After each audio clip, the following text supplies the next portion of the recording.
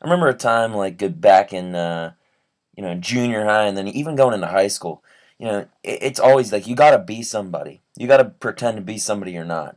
I remember there was this group of people when I was in high school that basically, man, their thing was like, you know, they would make fun of everybody else, and we had a small high school, but they would make fun of everybody else, and they were the popular ones somehow.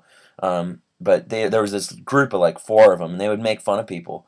And in order to be cool, you had to make fun of people too. And so, kind of for a while there, like for probably about a year, one of my years in junior high, I was like, oh man, I'm gonna start making fun of these people behind their back. Even though I was friends with these people, I was like, I'm gonna make fun of them too because I could be popular. So I was somebody I wasn't. I wasn't somebody. I've never really been somebody who just makes fun of people. I mean, I'll joke around with people, but I'm not gonna make fun of somebody and try and be serious about it. But for that time, I was trying to be somebody I wasn't, just so I could fit in. Um, and I think that's the way it is with a lot of high schools. A lot of people just do that just to fit in. A lot of kids are doing that today. They just be somebody they're not just so they could fit in. And isn't it great that when we get older, that we don't have to do that anymore? Oh, we could just be ourselves, and everyone will just accept us. Isn't that great that's only in high school? Yeah, if only that were true.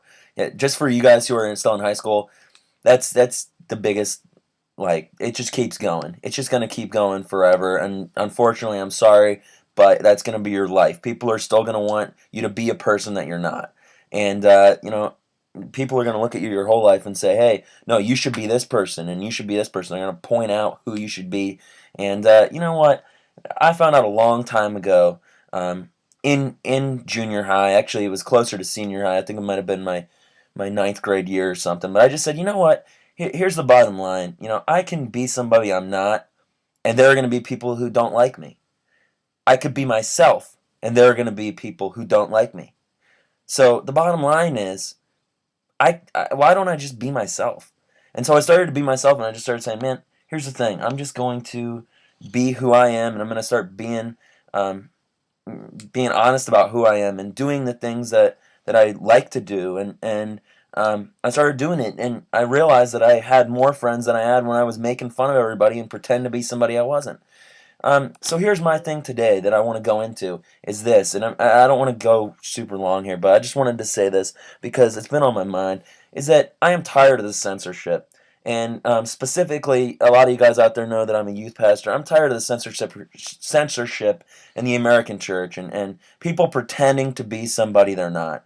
Specifically, pastors. Specifically, I mean, not even pastors as a whole, but pastors are a big part of it. Everybody looks to the pastor to be somebody who's perfect, who, hey, they're only watching TBN, the Jesus Christ Network, and they're just like, that's all they want to do all day is just read the Bible and do some prayers. Dude, I'm a person, okay? And I don't want to just be sitting around watching Left Behind and reading Tim LaHaye all day long. So here's the bottom line for me, and I'm going to be honest with you guys out there. Yeah, I like reading the Bible. I have tons of books that, man, I'm reading them. I love learning about God. I want to know more.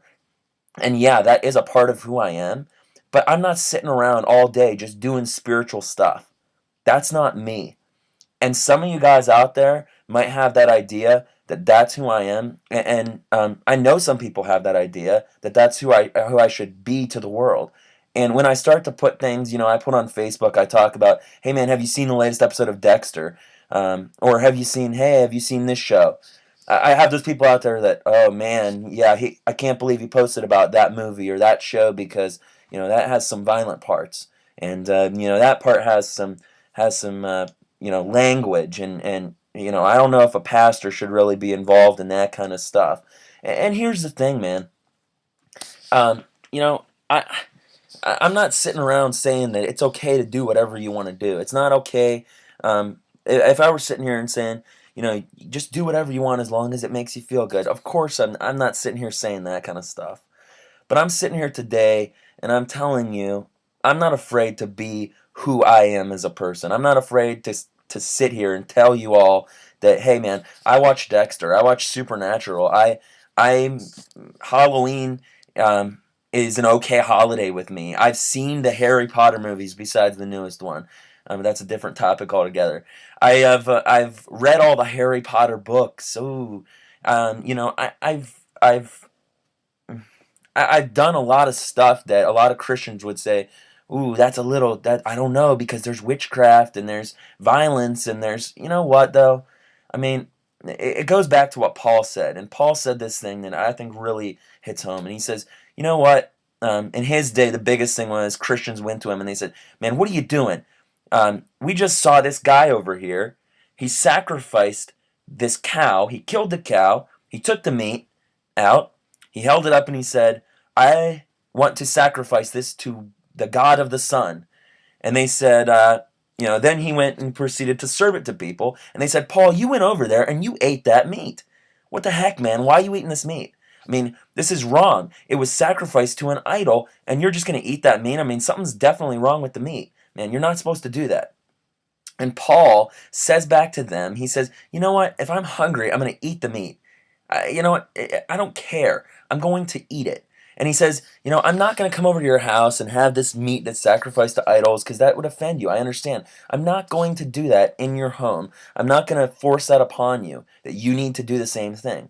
But he says, for me, that's just something that it's okay. It's all right for me.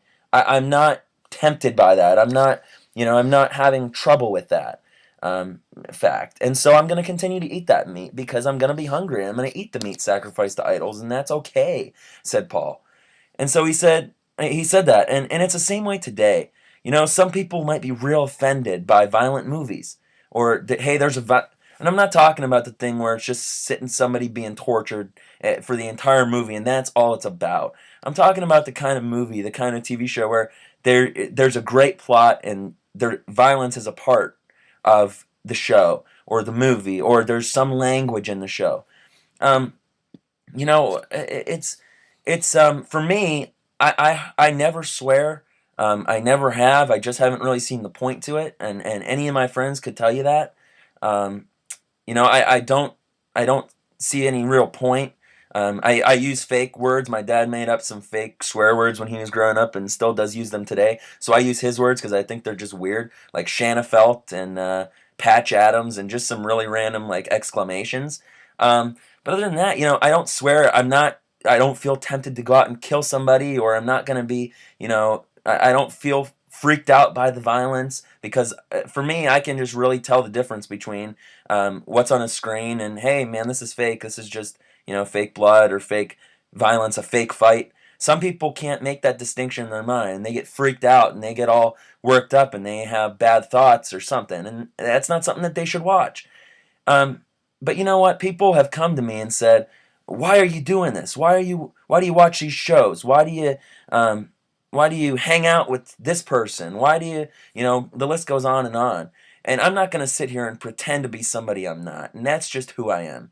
I mean, if you have a problem with that, you can say it to my face. You can just come right to me and just tell me right now. You know what? And you can do that. And that's fine. But I'm not going to be somebody I'm not. And I hope that you wouldn't ask that of me.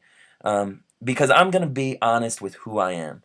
And again, I'm not going to force it on you. I'm not going to sit here and say, you all need to go out and read the Harry Potter books. You need to go see those movies. But I'm going to tell you, hey man, yeah, I've seen them, and I don't see any problem with them. But if you do, I'm not going to come over to your house and bring them over, or even watch them in your house by myself. I'm not going to do that because I know that would offend you. It's the same thing with Paul. I'm going to tell you right now, I will watch that. But I'm not telling you you have to. And that's okay.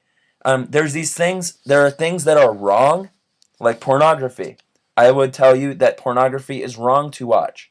There are things that are right, like reading the Bible. That's something that is right.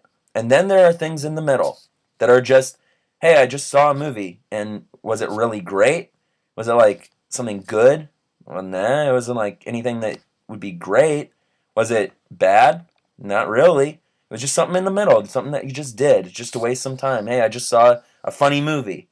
It wasn't really that positive, and it wasn't really that negative. It was just something to do. And people do that all the time. I mean, you play a game. You play Tetris. It's the same thing. Tetris. It's not real positive. It's not real negative. It's just is. It's just something that you're doing. And here's the thing, man. Again, I don't want to make this video very long, and it's already gotten pretty long. But I just want to say this: I will not censor who I am, and I am not afraid of who I am through Christ.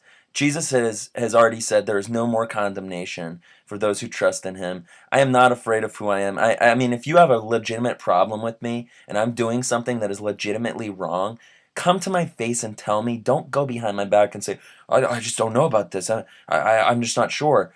Come to me and tell me, man, and just do it, because my bottom line here is I want to be more like Jesus, and I care very little about religion and rules and all these things that we pounded on to the Bible over the years. I would rather just have the naked gospel of Jesus said, go, love others, love God, nothing else matters, and just go and do it. So that's my ramble for today, and I'm sure somebody out there's gonna watch us and be offended, and they're not even gonna come to my face. They're just gonna go, "Ooh, look what he posted," and they're gonna talk behind my back, and that's fine, because really, I mean, again, like I said, that's kind of I was done with that in junior high, and I'm not going back. So I hope you guys find freedom. I hope you guys find peace. But I'm at that point in my life where I'm not afraid of what people think of me, and that's who I am. So grace, peace be with you.